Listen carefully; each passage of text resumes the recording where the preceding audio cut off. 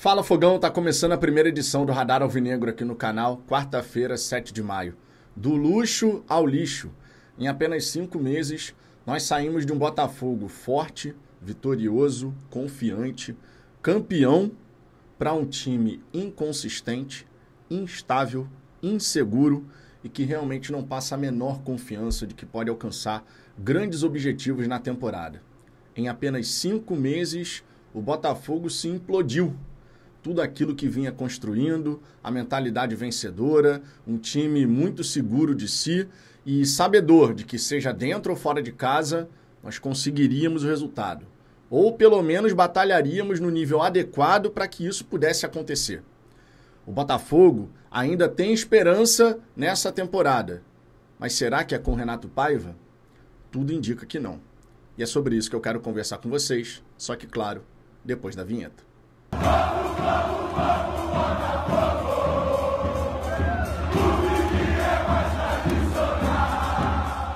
Vamos lá, Fogão. Para começo de conversa, eu peço por gentileza que você deixe o seu like. Você sabe que isso é bem importante.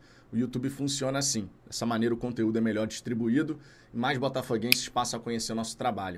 Inscreva-se, clique no sininho para ativar as notificações. Assim você vai nos ajudar a chegar aos 60 mil inscritos, tomara até o fim desse mês, para a gente poder bater essa meta tão importante aqui para a história do canal.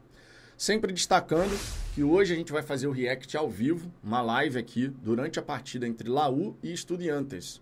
E claro, você é nosso convidado, a gente vai conversar sobre o Botafogo e vai acompanhar o desdobramento desse confronto que é importante para as nossas pretensões. Muito embora o Botafogo dependa só de si para se classificar para as oitavas de final. Talvez aí esteja o problema, né? Porque tá difícil, cara. Falando sobre o jogo de ontem, vou começar por aí. Foi uma partida constrangedora do Botafogo, tá? Muito fraca, tenebrosa. A gente viu um time espaçado em campo, muito espaçado, inclusive, em vários momentos, com uma dificuldade de fazer a transição defensiva inacreditável, numa rotação extremamente baixa, muito diferente daquilo que a gente esperava e precisava para poder fazer desse jogo um confronto mais tranquilo. O Botafogo flertou muita coisa com uma eliminação precoce. Ainda bem que o cuiabano estava no lugar certo na hora certa. Ainda bem que o cuiabano acertou aqueles 2 chutes. No primeiro gol, o goleiro não consegue segurar, o Vitinho aproveita. No segundo, o Alan contra o cuiabano na entrada da grande área, ele consegue dominar, girar e faz o gol. O Renato Paiva, ele tem que acender verdadeiras velas, assim, muitas velas, para agradecer a São Cuiabano, que sabe-se lá como conseguiu manter vivo o Botafogo na Libertadores. Não era para ser assim, né? Definitivamente não era para ser assim. O cara bobo, com todo o respeito que qualquer equipe do planeta merece, no futebol brasileiro, provavelmente ele estaria disputando contra o Z4 da Série B, talvez até numa Série C, aí podendo pensar em classificação, subir de divisão. Não mais do que isso. Definitivamente, não mais do que isso. E o que a gente viu, cara, foi um Botafogo tendo muita dificuldade para lidar com esse adversário. A nossa saída de bola, composta por Jair, David Ricardo, Gregory e Marlon Freitas, os caras ficavam ali trocando passes entre si, e aí você tinha um verdadeiro latifúndio até os outros 6 jogadores, ou seja, estava muito longe. Estava muito longe. Como é que você vai se aproximar, se associar, fazer aquela troca de passes, as linhas de passe necessárias para que você possa ir entrando na defesa do adversário, empurrando o adversário para trás, mostrando que você, de fato, é melhor do que ele? Fica difícil praticar futebol dessa maneira. Tivemos erros de passe? Tivemos. Inclusive, em um desses erros de passe, no primeiro tempo, nós demos uma transição, um contra-ataque para o cara bobo, que ficou 4 contra 3. A sorte do Botafogo e do Paiva, e nossa, claro, por consequência, é que o time do cara bobo é fraco. Num contra-ataque 4 contra 3, com um pouquinho mais de qualidade, teria saído o gol. Eles estavam em superioridade numérica. Mas o cara se enrolou, escolheu a jogada errada, adiantou a bola, chutou de longe e o John fez a defesa tranquilo. Na sequência desse lance, a gente consegue fazer o gol. O cuiabano arriscando uma finalização de fora da área, o goleiro dos caras falha e o Vitinho acompanha a jogada, ainda bem, e faz o gol. Fora isso, o que o Botafogo de fato construiu na primeira etapa? Teve um lance ali que a gente troca passes e o Igor Jesus finaliza, mas ela vai muito alto. E um outro que o Juan Cruz acaba dando uma chapada aqui em cima do goleiro quando ele tinha que ter jogado lá no canto. Muito pouco. A disparidade técnica das equipes deveria ser muito maior. Mas o que a gente viu em campo não foi isso. Muito embora o Renato Paiva tenha dito que nós estivemos muito bem e que não cedemos oportunidades para o adversário. Aí eu tenho que lembrar o Paiva uma outra imagem, que é um outro contra-ataque quando estava 1-1, 4-2. 4-2. Mais uma vez, pela falta de qualidade do adversário, eles definem errado. Eram 4-2 e o cara decidiu chutar lá do meio da rua. Na sequência, a gente vai lá e faz o gol. Mas a gente não cedeu oportunidade. Nós estivemos muito bem. É um descolamento da realidade inacreditável. Inacreditável. O Paiva, ele conseguiu assistir a um outro confronto. E, de repente, todos nós estamos tendo uma visão completamente deturpada daquilo que de fato aconteceu. Porque só assim, para explicar esse descolamento da realidade. Só assim. Em um jogo, ainda vale destacar isso, o Newton, ele é titular, joga a partida inteira. Na partida seguinte, o Newton sequer é cogitado para entrar. Quem entra é o Alan. O Jefinho, que nunca jogou bem na direita, porque ele fica torto, ficou a partida inteira por ali. E eu posso dar outros exemplos ao longo desses 11 jogos já sob o comando do Paiva, onde jogadores foram utilizados de uma maneira que eles não conseguem render o suficiente. O Paiva, ele não consegue potencializar os seus atletas. Essa é a grande realidade. Ele não consegue potencializar os jogadores. A gente não está vendo os caras jogarem aquilo que eles sabem jogar. Tivemos até uma boa partida contra o Fluminense. Foi digno de elogios. Merecedores, sem dúvida. Mas é um oásis no meio do deserto. É um oásis no meio do deserto. Eu estava falando aqui ontem, em uma das lives pós-jogo, né? Porque o YouTube estava com problema, então foram 2 lives diferentes. Eu estava comentando com a galera. Se você excluir a partida contra o Capital, já que é um adversário de Série D, e a gente goleou, 4-0 e tal, mas se você concentrar só no Brasileiro e na Libertadores, são 10 jogos. Desses 10 jogos, a gente pode falar que verdadeiramente o Botafogo foi bem contra Palmeiras e contra Fluminense. Forçando, você vai encontrar ali alguns momentos em outros jogos. Você pode falar da segunda etapa contra o Juventude. Dos 10 minutos do segundo tempo em diante, o time melhorou e realmente fez ali uns 40 minutos de bom futebol. Oásis no meio do deserto. O normal do time do Renato Paiva é não jogar nada. O normal é a gente ter uma posse de bola lenta. É a gente ter uma posse de bola estéril. O normal é o Botafogo estar inseguro defensivamente. O normal é o Botafogo não conseguir agredir de forma consistente os seus adversários. O normal é um Botafogo horroroso. Esse é o normal. Quando você tem 10 jogos numa amostra e em 20%, em 2 jogos, 2 confrontos, você pode dizer que o time foi bem, isso é autoexplicativo.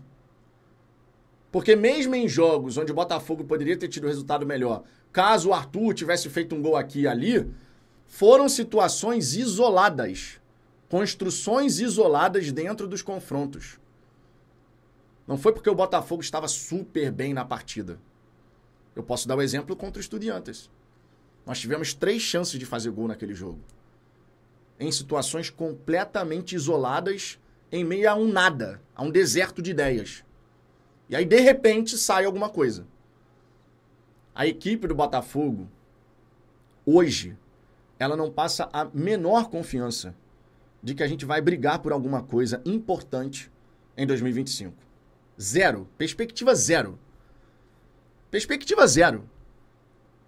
Eu não consigo olhar para o Paiva como líder que esse time realmente precisa. E eu não duvido do conhecimento do Paiva a nível teórico. Não duvido. Pela maneira como ele fala sobre o futebol, dá para entender, dá para perceber que ele detém esse conhecimento. Mas uma coisa é a teoria, outra coisa é a prática. Na prática, o que nós temos é um time que não conseguiu efetivamente se conectar com os conceitos e as ideias do seu treinador. Essa desconexão está muito evidente para todo mundo. Para todo mundo. Você não consegue perceber os jogadores assimilando de verdade, absorvendo tudo que tem para absorver daquilo que o Paiva está tentando passar. E não é à toa que você tem declarações como a do Matheus Martins, depois do jogo contra o Estudiantes. Estamos tentando ao máximo entender as ideias do treinador. Sinal de que ainda não entenderam. E isso está muito claro e evidente para todo mundo. O Botafogo é um arremedo de time.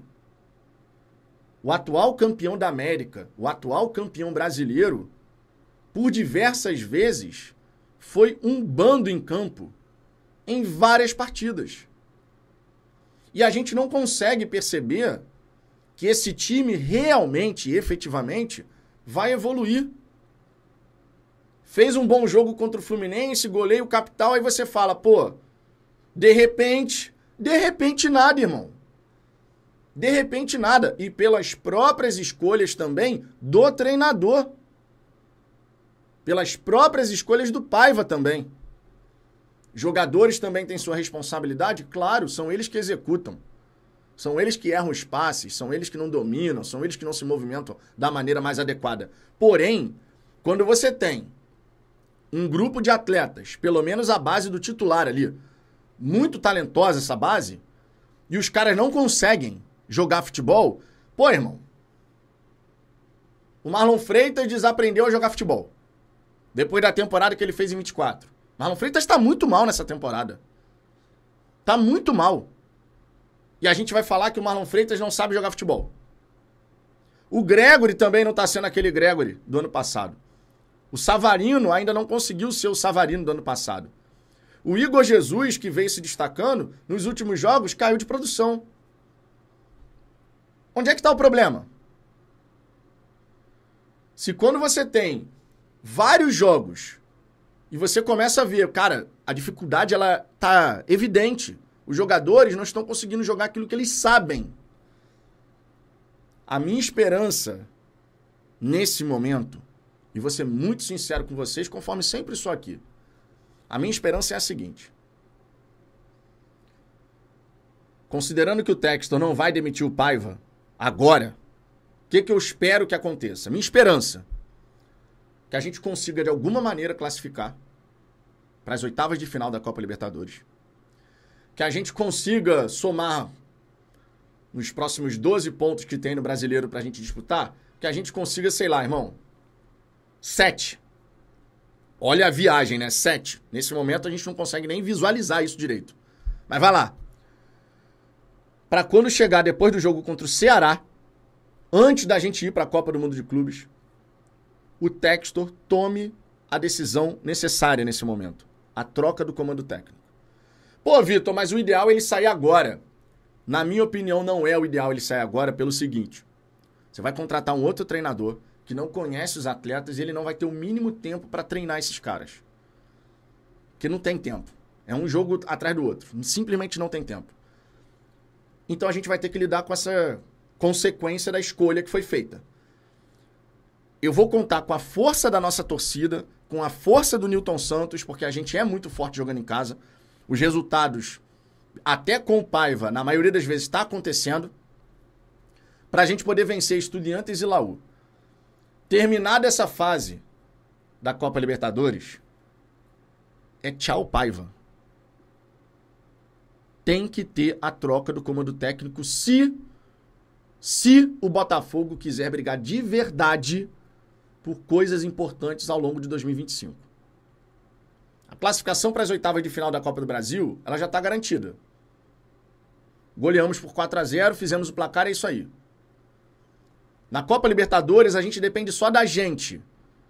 E que a aura do estádio Newton Santos, com a presença da nossa torcida, faça a diferença. Que os jogadores consigam, por estar em casa, fazer a diferença. Porque aí, irmão, é mudar o comando técnico, é reforçar esse elenco, é ir para a Copa do Mundo de Clubes para competir e depois seguir a preparação visando os objetivos do segundo semestre. A minha esperança nesse momento é que isso aconteça. Porque com o Renato Paiva à frente da equipe, irmão, não vai sair disso, cara. Não vai ser isso aí. É o que o DEP, do setor visitante, vem falando. O time dos resultados óbvios. Você ganha o Juventude, você ganha o cara bobo, foi até mais difícil do que a gente estava imaginando. Você ganha o Capital, de repente empata com o Internacional, mesmo jogando em casa. É isso que a gente quer para a temporada? É só isso que o Botafogo almeja para 2025? Correndo ainda o risco de ficar fora da Copa do Brasil do ano que vem? Honestamente, não dá, né?